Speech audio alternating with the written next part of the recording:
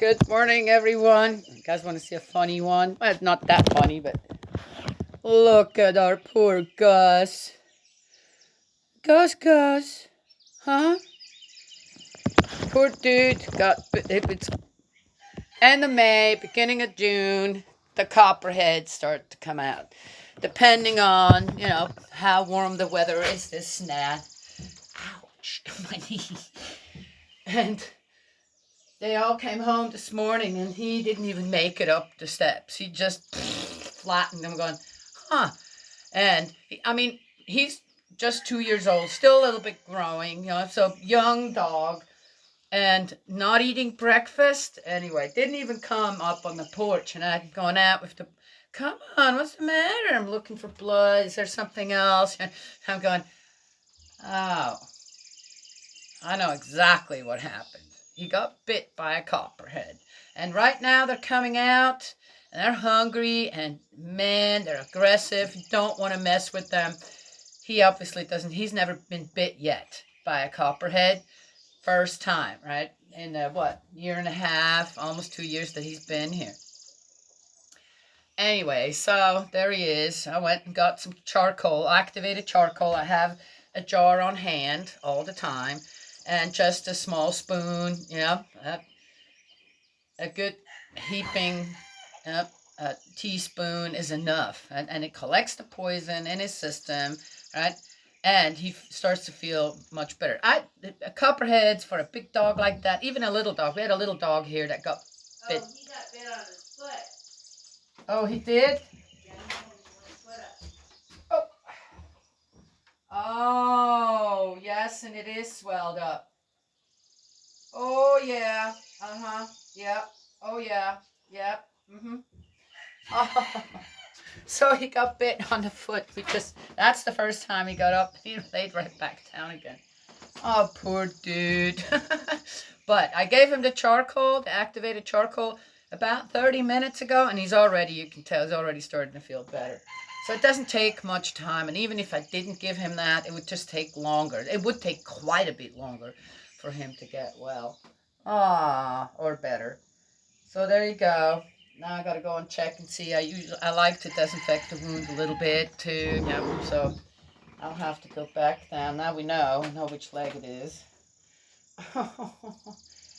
And it looks like he got bit on the nose too, though. But it could be. I didn't see. I saw 2 marks, and he may have jumped back early enough, but got grazed. And no, but I didn't see the punctures go in. So I was kind of wondered. Yeah, he's definitely. Poor dude. Hopefully he learned his lesson. Most of the time, all of my dogs. Let's see, except for Dewey. I don't think Doolittle, and he's gone now. He made it to 16, almost 17 years old. I think he was the only one that never got bit by a copperhead, and being here all his life. But every other dog that we've ever had here. Oh, let's see. Bo never got bit yet, has he? Nope. And Jake got bit twice last year. Yeah. But Jake is out there, and he goes after the sticks, the snat. So for him, it's not being curious about them. He probably comes across them, not realizing he's coming across them. So, but there you go. Now, Gus had his encounter now, right? It is what it is. Okay. We already found a couple here in the yard. They were small, and again, it's one of those, why do you have to be in the yard?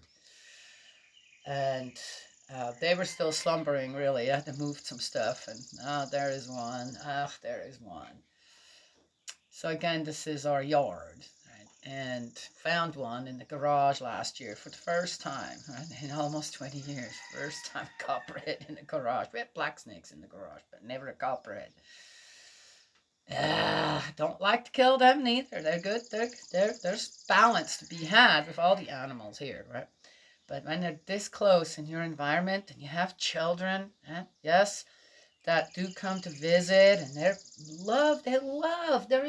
they have so much freedom here. So you want to make sure that the environment that they're in is as safe as possible. And yeah, if it's a small enough child, a copperhead bite could cause some problems, right? Yes. So for a child. So yeah, yeah. Anywho, so there it is. So we gotta get ready for that again. Always have to. Always gotta be careful. Careful, careful, careful. So we're in Deuteronomy 26.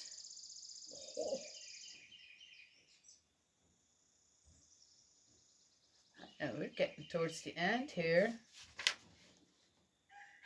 Oh, wait a minute. Golly goodness, the conclusion of Deuteronomy is like, seriously? That's a whole concluding discourse. Huh. All right, we're not there yet. Tomorrow. All right, Deuteronomy 26. First fruits. When you have entered the country which Yahweh your God is giving you as heritage, when you have taken possession of it and are living in it, you must set aside the first fruits of all the produce of the soil raised by you in your country, given you by Yahweh your God. You must put these in a basket and go to the place where Yahweh your God chooses to give his name a home. You will go to the priest then in office and say to him, Today I declare to Yahweh, my God, that I have reached the country which Yahweh swore to our ancestors that he would give us. Now, again here, I want to just mention one thing, okay? All right, so that sounds good. I understand that. I kind of do the same thing with the first things that come in, right? In a wet, at a harvest, every time. And really show my appreciation for those first fruits again, right? Yes, even when I go and gather in the woods this snap, which it's so hard for me to do now. It's kind of the same thing. I have this just great appreciation, right? Okay, so we're not doing things like that anymore here per se. We have other ways, right? And as far as I know, many different cultures have different ways of acknowledging the first fruits of the harvest, right? Yes? And here's one thing. The first fruits, the best that you got, the first ones, the best that you got there, this, that, right? Yes? Brings to mind Cain, isn't it? And the offerings both that Cain and Abel gave God. And Cain supposedly was rejected, even though Cain gave the best of his first fruits. Okay, so I know how it is explained on how, right? Yes, so Cain was the firstborn. Right? Why does God want the firstborn of things? Right? To make it his again, supposedly. Right? Who stole, kidnapped, right? Hijacked that firstborn. Right? Yes? But then Abel belonged to God again. So, okay, but the thing again is now here, have some things been restored when it comes in that regard? Or again, am I reading about a God that I don't really know? And would he truly just, okay, I'm going to test these two brothers to see, okay, as I said, there was, if Cain could pass the test and just love his younger brother regardless, then that would restore him, right? Yes? And yet, again, just saying, is that how God really works when it comes to stuff like that? Were there some other things going on in Cain and Abel's life and with their parents that we haven't quite figured out yet? Yes? Because here's one thing. If really the relationship between Cain and Abel really was restored, then how come siblings still are just the way they are to each other? Yeah, they're the closest to each other, this and that, and blah, blah, blah. And I hear that. And I've seen enough in my own family growing up with my siblings and with other people, right, that I know full well firsthand, see what's going on, even with the grown-up siblings. Says, no, that's not how people should act around each other, right? When you're brothers and sisters and this and that. It's just Maybe there are. I hope there are some out there who can really truly say, no, in our family, it's absolutely, we have a really great relationship, all of us, this, that. But even there, I guarantee you. Okay, so I'm just saying. So, so I find this interesting on how, you know, here now, Cain couldn't please God with what exactly God wants first. He wants that and be brought to the altar, kind of thing. Yeah. Well, anyway, right? Yes. I can't quite see how a true parent would test their children in this way, where even though they're all excelling, one of them will be rejected on purpose. Well, let's just see how well you do with that, kind of thing. Yes. Not sure. Again, what do we want God to be, and who is God actually? Yes. Just saying. It's just a thought. Doesn't mean I have it all figured out. It's just I see these inconsistencies, and I'm not finding then God earlier on. Then I'd say there's something not right there. It is as it is. The priest will then take the basket from your hand and lay it before the altar of Yahweh your God. In the presence of Yahweh your God, you will then pronounce these words. My father was a wandering Aramean who went down to Egypt with a small group of men and stayed there until he there became a great, powerful, and numerous nation. The Egyptians ill-treated us. They oppressed us and inflicted harsh slavery on us. Okay, I'm sorry. Okay, wait. How is this written down again? This is fallible again. Until he there became a great, powerful, and numerous nation. If you're powerful and numerous, how is it possible for the Egyptians then to ill-treat them and abuse them the way they say they were abused? Right? Yes? Yet, when they left Egypt, and then little stuff started to happen where their comfort was kind of at risk, at stake, and this and that, and they were very whiny and complaining, and I don't know what, and why did you even get us out of Egypt if we have to go through this? So how good did they have it in Egypt? I'm just wondering. That's it. Yeah, okay, all right. Are you making things up now? And it wasn't quite the way it was. You know, people love rewriting history. They do. They do. If it benefits their own self, right? For you then to go, oh, yes. Oh, they will rewrite history. Right? Yes. God even says, don't abuse the Egyptians. They gave you a home for a long time. Oh, interesting. Okay. Just saying. The Egyptians ill-treated us, they oppressed us, and inflicted harsh slavery on us. But we called on Yahweh, God of our ancestors. Yahweh heard our voice and saw our misery, our toil, and our oppression. That's not true. And Yahweh brought us out of Egypt with a mighty hand and outstretched arm, with great terror and with signs and wonders. That's not true. They did not ask for God to deliver them. That's not true. I know that's not true. And if you have watched the videos, or if you have read the Bible, you know that's not true.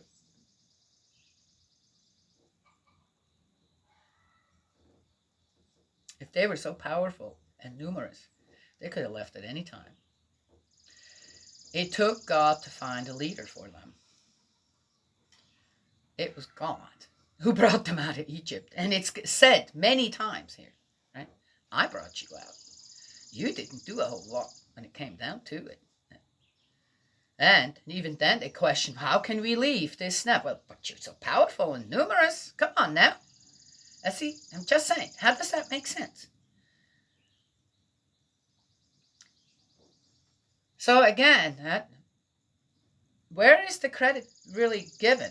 Now suddenly the Israelites want to take all the credit for Moses? Moses was the one that actually listened to God, and and what did that take? He had to kill someone. And somehow what? Suddenly his sense of flight was activated. Well, I got to get out of Egypt, right? And God used that and said, I want you to take everybody with you. It's what I'm just saying. I'm going by what it says here. And I'm going to have to go with what I'm being given when it comes to, right? Who has this? Who wrote this down? How were they given it? And sift through. Okay, I think you reinvented history here a little bit, some places. But the one thing that I want to see, what I'd like to find is truly God's words. Yes. Who should we obey? Who should we follow? Yes. But anyway, so there it is. I'm just saying, it's not. I don't know. As I said, maybe if this were written down a little differently and more appropriate in a way to understand it, then that, as I said, can I find my God in here? And how do the stories compute with each other? How do they line up? Are they making sense? Or are we suddenly finding, wait a second, you asked God? You didn't really want to leave. Right? It took a lot for you guys to just pack up and leave. Right?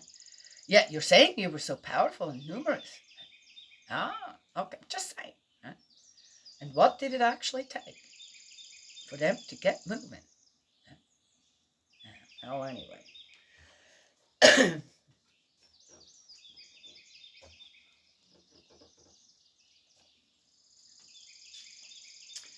He brought us here and has given us this country, a country flowing with milk and honey. Hence I now bring the first fruits of the soil that you, Yahweh, have given me.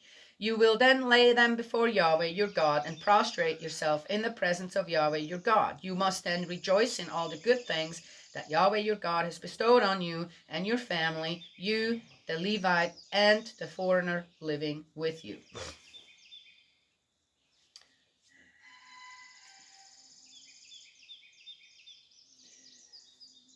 This is a really nice.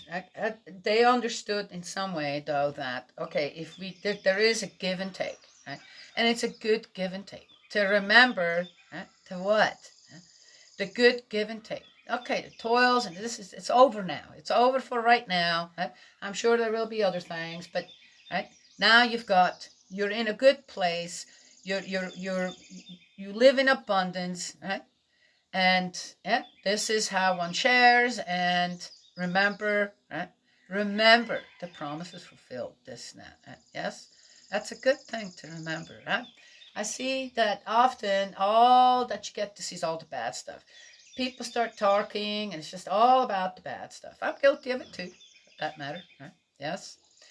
And to express though, the joys this now. Okay, should encourage people, right? Yes. What I hear often is, well, you don't know. Yeah, well, I do know. But do I have to always mention everything that's just gone so not right in my life? Right? Or that I really had to, wait a minute, wait a second. Kind of regroup myself and then, woof, go forward again with what? Greatness, this, that, and always with whom? With my heavenly parents. Spirit world, good spirit world, and with the goodness on earth as well. We live in a place that flows with milk and honey. We do. We do.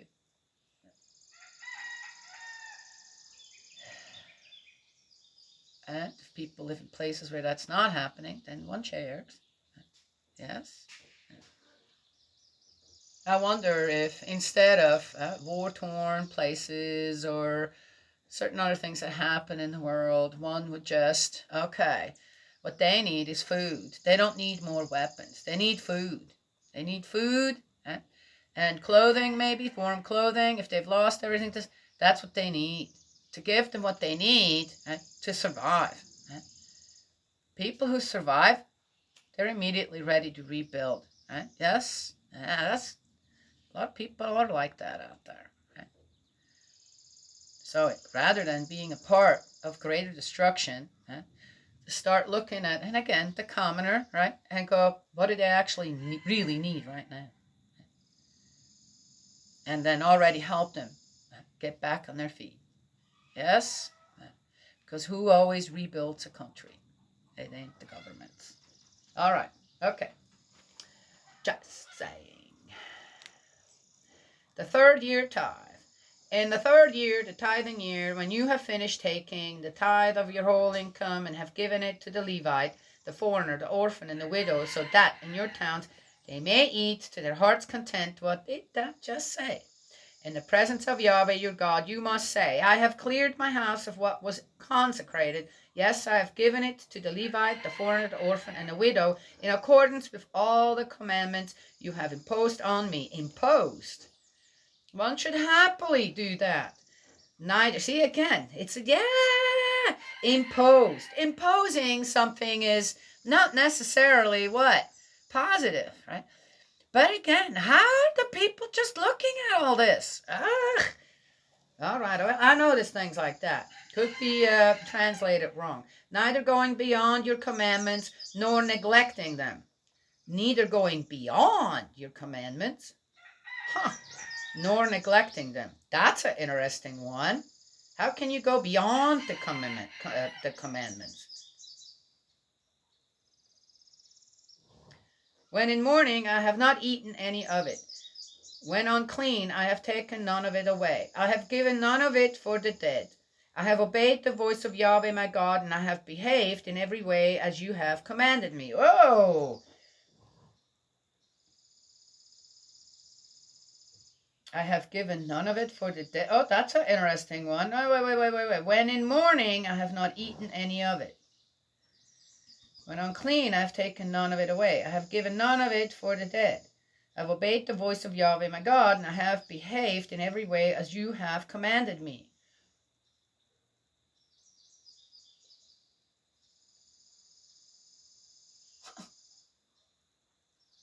That's interesting. Look down from your holy dwelling from heaven and bless your people Israel and the country which you have given us, as you swore to our ancestors. They're quick to always to mention that as well, aren't they?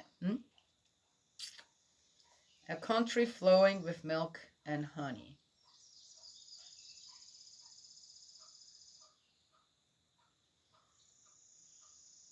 That's the end of 26. Oh, but no, it's not. It's not. We're getting into the last part of it. I'm trying to find my way to the psyche of the Israelites, and it's not easy, right? Yes? Well, that's because you didn't grow up like that, yeah? That isn't not your religion, wasn't ever your religion, this or that. True, absolutely true. Yet what I bring up here, I'd like to have, okay, what now? I'm not getting some of this. And was it really? Was the wording and the way it is? I feel as if they couldn't stand up against the Egyptians, right? Yes? But it seems to me, because the Egyptians kind of, wouldn't take it. But it seems like God is such a loving, right, accepting God, like a parent, and takes so much abuse from the Israelites in a way. When it comes to his gentleness, his kindness. And even though they mentioned what? The terror, the angry, the vengeful God, and all the things where you kill people over this or that. It's interesting to me on how the people at that time already kind of figured out God's a pushover. He really is. He's such a pushover.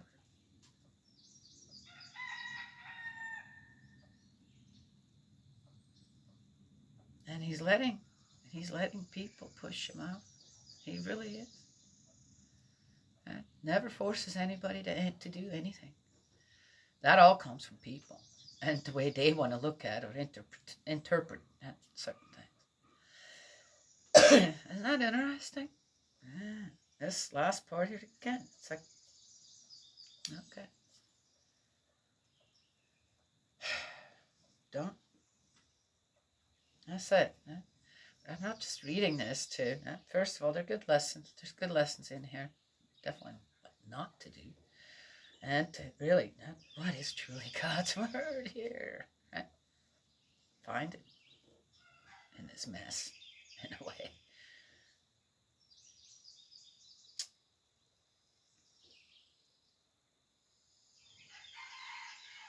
You know. And to restore God's reputation. I really feel like it's like, huh?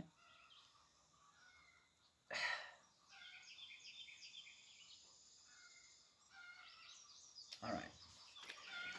So much to say to all that, but we've got so much to go here still, so can't say it all in one day or a week, right? Yes, okay. Deuteronomy 3, super chapter 3, concluding discourse. A, end of the second discourse. Israel, the people of Yahweh. Yahweh your God commands you today to observe these laws and customs. You must keep and observe them with all your heart and with all your soul. If you observe something with all your heart and all your soul, you don't need to be commanded, do you? You're gonna do it because you start to understand the heart of God. And then you want to do it. You happily will do it. You don't need to be commanded. But again, how is it written down here? Today you have obtained this declaration from Yahweh that he will be your God, but only if you follow his ways, keep his statutes, his commandments, his customs, and listen to his voice.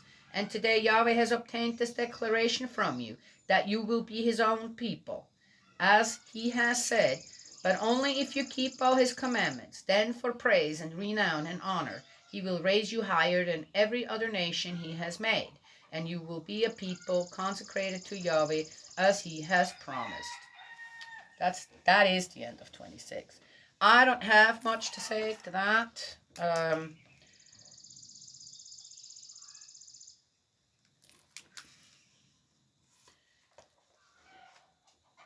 This is, in my opinion, I've seen this reading throughout history, all different nations, continents, people, this, that. And there's one thing, and it obviously happened to the Israelites as well.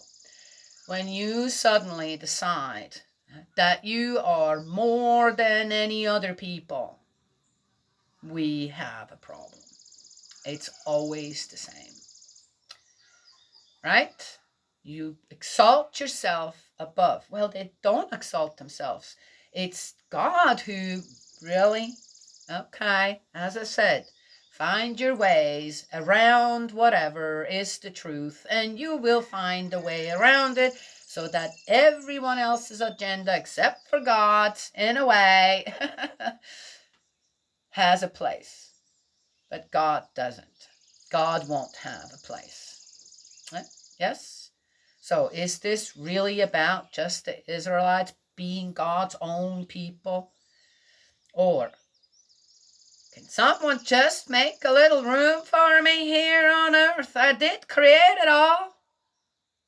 I gave you the intelligence, love, all these good principles to live together, grow together, raise your children.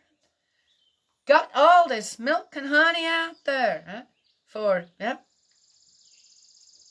be a part of it, grow, raise yourself, or just go gather it up. Right?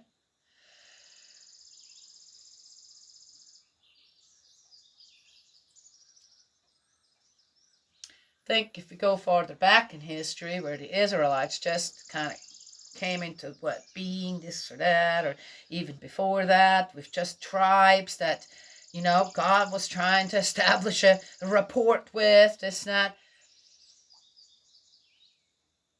think we find this continuously. I'd just like to be a part of people's lives. Can I? It would be so great for you, and it would be so great for me as a parent to be a part of my children's life and everything else out there. That who built up, really, when it came down to it. Comes down to it. Yes? Okay. But how are people taking this to this day? Yeah? Why does one nation or another have to be a superpower? What's that all about? I'm not getting it. In my opinion, you're a superpower in the world when everything in your own country runs 100% perfect. Not a stitch out of place, not a stitch too loose or too stretched. Huh? Yes. I'd say that would become a superpower of what? A good example for everyone else out there in the world. But that's not what a superpower is. Right? Yes. Alrighty. Yes. And just leave it at that. I said I got so many more days to talk, right? Yeah. So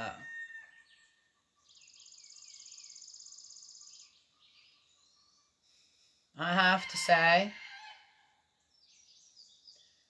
when one has God and spirit world in their life, I don't want to say on their side, because that would again be, yeah, that's arrogant. When you have them in your life, good spirit world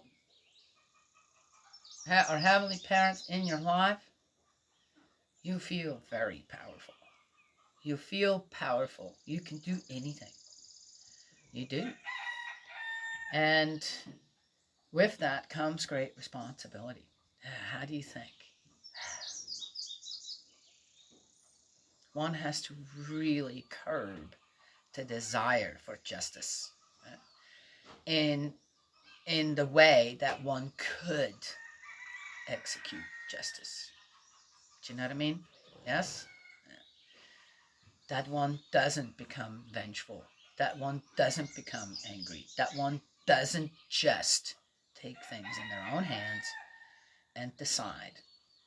But I'm only thinking it. Thoughts are really powerful when you have God and good spirit world in your life. You have to be very careful where your thoughts go and what they desire. Again, got to control even the lust and desire of your thoughts.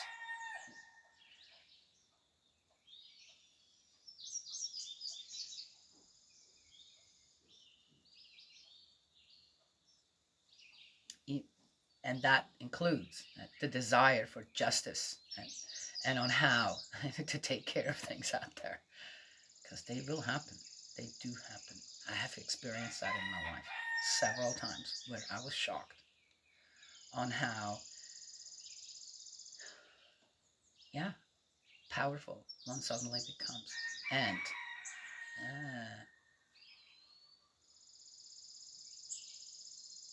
how that too has to be controlled, even when it comes from the side of good. Yes? Yeah. All right. Well, anyway, that's been my experience. So, to follow the 10 Commandments, 100%, just that. It's simple, 10 simple rules, done. Yeah. There's no bylaws. There's no going around them and look behind. Let's just turn the page, see what else is there, right? And then you start really going in the right direction, right? Always. And that's for yourself.